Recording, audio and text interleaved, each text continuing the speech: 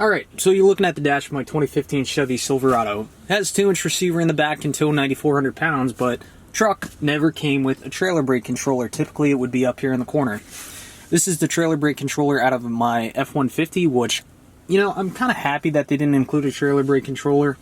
Would have made my job of installing this a bit easier. However, I much prefer this Contact P3. I've had this for quite a few years now, and I love this thing. Couple of the benefits of having a Contact trailer brake controller over the stock trailer brake controller. I mean, with the stock trailer brake controller, you just have the sliding lever to apply the trailer brakes and your plus and your minus to control the voltage. With the Contact, you have this LCD screen. It will tell you when the trailer's not connected, so if you're, going down the road and your trailer becomes disconnected, the screen will flash red and say no trailer is connected. It'll also tell you that, if you don't have any trailer hooked up, of course. It will give you some basic fault codes, I believe specifically if you have some type of grounding issue for your trailer brakes. You can also adjust whether you have electric or I believe it's hydraulic over electric brakes, which I have no experience with them. Some other cool features, you can adjust basically the size of the trailer you're towing in here. So if you're towing a large trailer, you can put the large trailer setting in here, and I believe what that does is it applies or it adds a stronger braking effect to the trailer prior to the truck. And of course you have your basic voltage settings for how much voltage you want to send to the trailer brakes. You can adjust color of the screen. Enough blabbering on. Great trailer brake controller right here. Now, in the F-150, I ended up drilling this into the dash right down here, and I love my Chevy the way it is. I really don't want to put any unnecessary holes in the dash if I don't have to, so I'm trying to figure out where I could mount this without having to drill holes. The only option that I really came up with, well, I came up with another option, of course, but I was thinking about putting it down here, right by the emergency brake, but I think that is a terrible idea. So I decided to trash that idea. Let me show you what I came up with. Okay, so this is a custom, I'd call this a center console. This is going to go kind of beneath the radio and all those other instruments in the center there. Of course, your AC control and whatnot.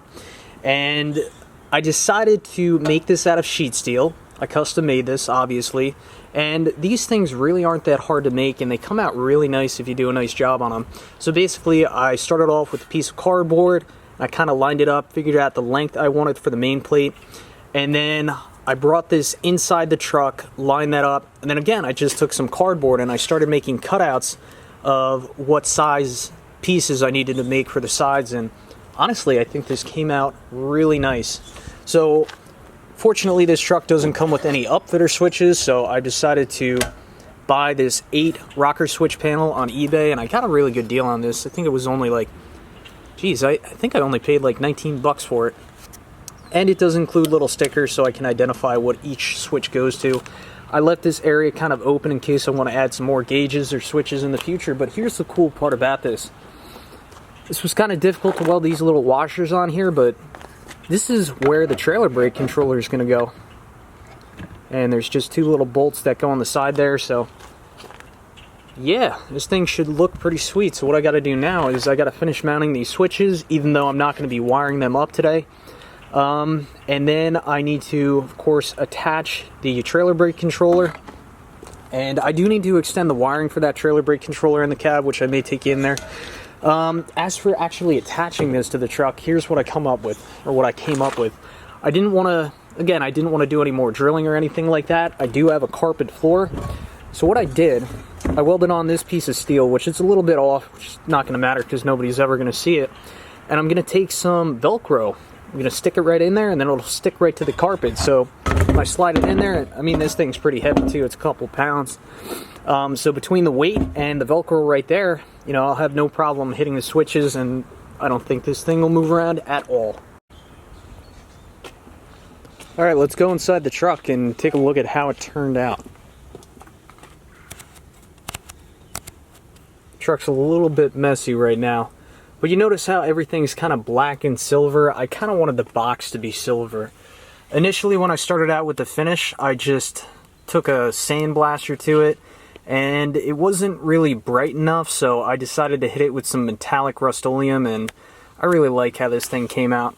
I still have adjustability with the brake controller. It's an easy access if I ever need to apply the brakes. It's easy to adjust it, and then I have all these rocker switches right here, which I'm going to be wiring up in the future. Now, I have one issue, and that is that the harness for this trailer brake controller is not long enough. It's going to be short by maybe a couple inches, and I want to leave some excess wire in there in the future, so that way I can slide the box forward and do some more wiring back there, because of course I don't have an access panel, so the only way to access behind it is to slide it forward. So now I'm going to teach you how I add extensions to wire, and you can use this for any automotive wiring application.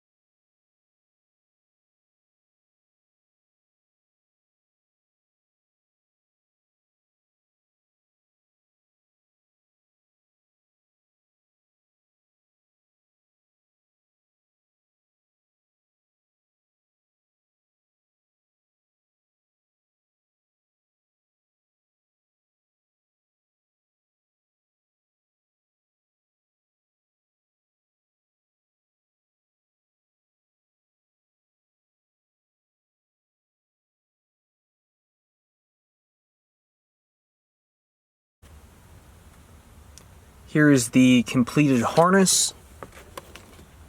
Everything nice and clean.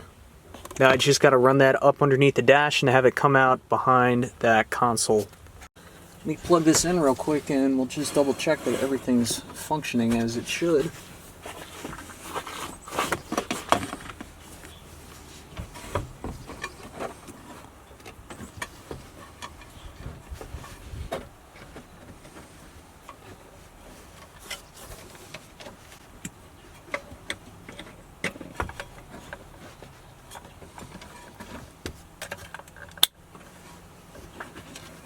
Okay.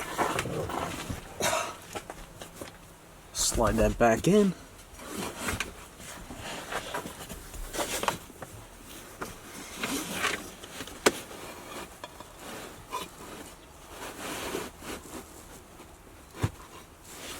All right.